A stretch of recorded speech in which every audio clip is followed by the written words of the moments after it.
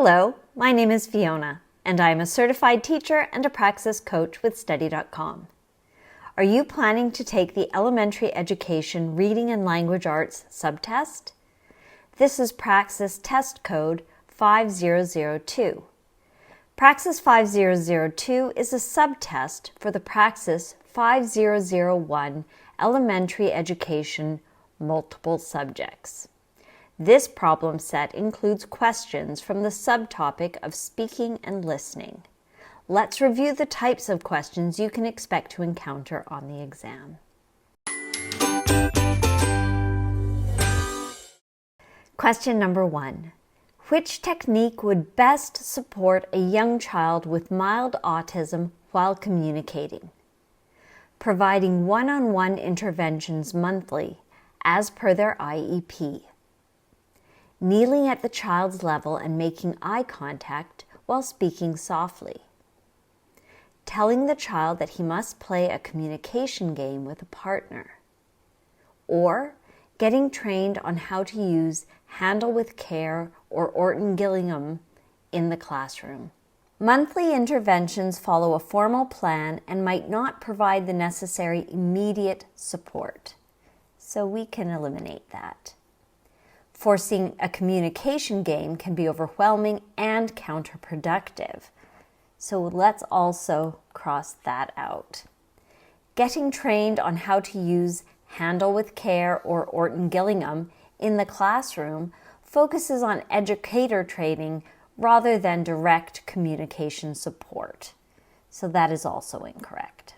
The correct answer is kneeling at the child's level and making eye contact while speaking softly, which provides direct, immediate support that is respectful and effective.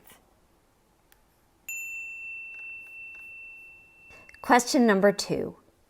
Which of the following is the best way for an active listener to respond to the speaker? Tell the speaker their opinion of what they heard. Be quiet until the speaker is finished. Take notes on what the speaker has said, or paraphrase back what they heard. Sharing an opinion can interrupt and shift focus away from understanding the speaker. Note-taking can be useful, but it does not engage directly with the speaker. Be quiet until the speaker is finished is a good practice, but it lacks the engagement required for active listening. The correct answer is paraphrase back what they heard, which shows understanding and confirms the listener's comprehension. Question number 3.